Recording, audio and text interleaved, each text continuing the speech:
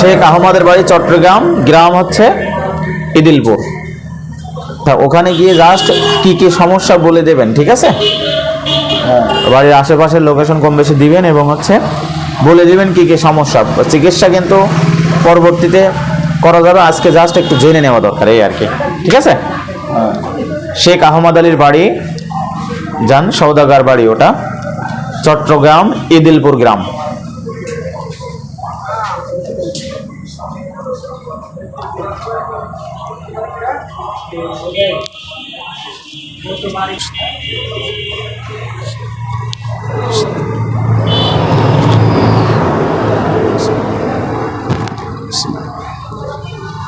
এই যে মসজিদের পাশেই। মসজিদের পাশেই? হ্যাঁ। ও আচ্ছা, এই যে মসজিদ আছে, মসজিদের পাশে বাড়ি? জি। আচ্ছা, পেয়ে গেছেন না? হ্যাঁ, মসজিদের সাথে নারকেল গাছ আছে, আম গাছ আছে। হ্যাঁ, বুঝছেন? নারকেল গাছ, আম গাছ। জি। এই লোকেশন গুলোই দরকার, যে এই ভিডিওটা ওরা যখন দেখবে, জি, তখন বলবে যে আসলে হুজুররা যে কাজটা করে দিয়েছে সঠিক না বেঠিক। হ্যাঁ, এই যে মসজিদ আছে, হ্যাঁ, আম গাছ বলেছে, নারকেল আছে, হ্যাঁ আছে, এই লোকেশন গুলোই ওরা বুঝবে যে না সঠিক আছে তাহলে। জি। আচ্ছা, ওকে।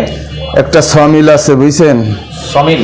জি। কাট কাটানো? হ্যাঁ, সমিল। কিছু দোকানপাট আছে, মোড় আছে, একটা মোড়, বুঝছেন? ও আচ্ছা আচ্ছা। এই মোড়ে কিছু দোকান আছে। ও আচ্ছা আচ্ছা। এই যে বহু জনগণ। ওনার বাড়ির পাশে একটা 3 তলা ছাদের বাসা আছে, বুঝছেন? অনেক লোকেশন বললেন তো। জি। আচ্ছা, পৌঁছিয়েছেন যখন ভালো হয়েছে। ওনার স্ত্রী নাজমা, বড় মেয়ে? হ্যাঁ বলেন। ওনার স্ত্রী নাজমা, বড় মেয়ে নাজিবা, ছোট মেয়ে ফাতিহা, জি, বড় বোন আয়েশা, হ্যাঁ, আবার ওখানে মুরব্বী মা আছে বা অন্যান্য যারা আছে।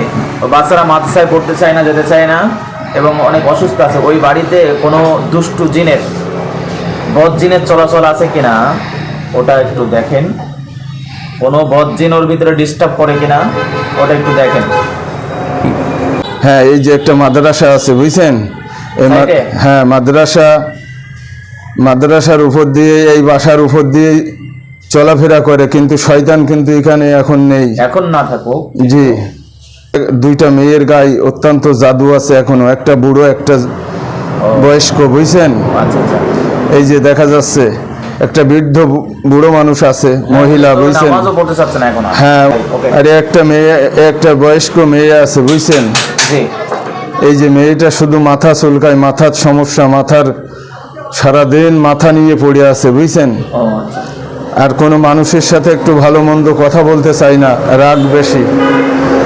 আচ্ছা আচ্ছা। মেয়েটা খুব গম্ভীর। আচ্ছা ভাই, বুঝতে পারছেন? দেখেন তো, সেটা হলো যে ওই বাড়িতে বদজিন কয়টা চলাচল করে? বদজিন, দুষ্টু জিন, শয়তান জিন ওখানে কয়টা চলাচল করে? কয়টা লোকেশন পাচ্ছেন?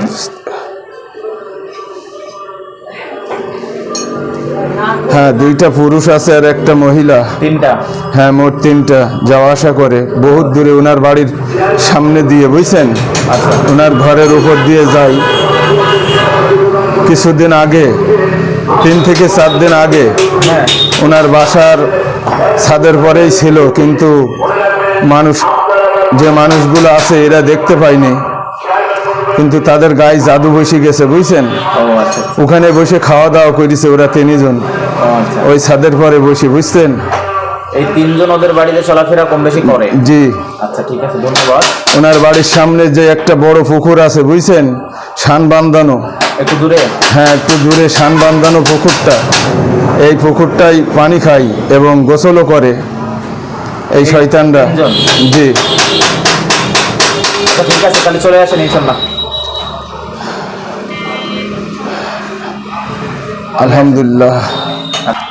দেশ ও প্রবাস থেকে আমাদের ভিডিওটা যারাই দেখছেন, যারাই দেখেছেন, আপনারা অনেক আছেন এরকম যে আপনাদের বাড়িতে সমস্যা, বিশৃঙ্খলা, অযথা মানুষ অসুস্থ হয় কিন্তু চিকিৎসা করেন, সুস্থ হয় না।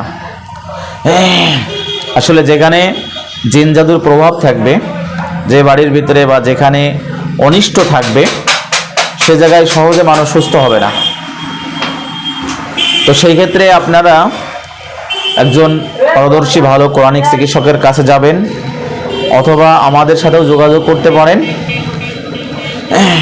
যারা বিশেষ করে প্রবাস জীবন কাটাচ্ছেন, প্রবাস থেকে এরকম সমস্যা মনে করেন সমাধান করতে পারেন না, অবশ্যই আমাদের সাথে যোগাযোগ করতে পারবেন আমাদের ইমোতে বা আমাদের হোয়াটসঅ্যাপে আমাদের নাম্বারে। ইনশাল্লাহ চেষ্টা করব আমরা এরকমভাবে আপনাদেরকে সেবা দেওয়ার জন্য, খেদমত করার জন্য। আজকে যাদের কাজটা করেছি আমরা জেনেছি তাদের বাড়ির বৃত্তান্তটা, পরবর্তীতে আমরা তাদের অনুমতি নিয়ে আমরা বাকি কাজগুলা কমপ্লিট করে দেব। আল্লাহ তাআলা ওই পরিবারকে ভালো রাখুন, সুস্থ রাখুন, এবং আমরাও যেন মানবতার খেদমতে এগিয়ে আসতে পারি। আল্লাহ আমাদের তৌফিক দান করুন, আমিন। আসসালামু আলাইকুম ওয়া রাহমাতুল্লাহ।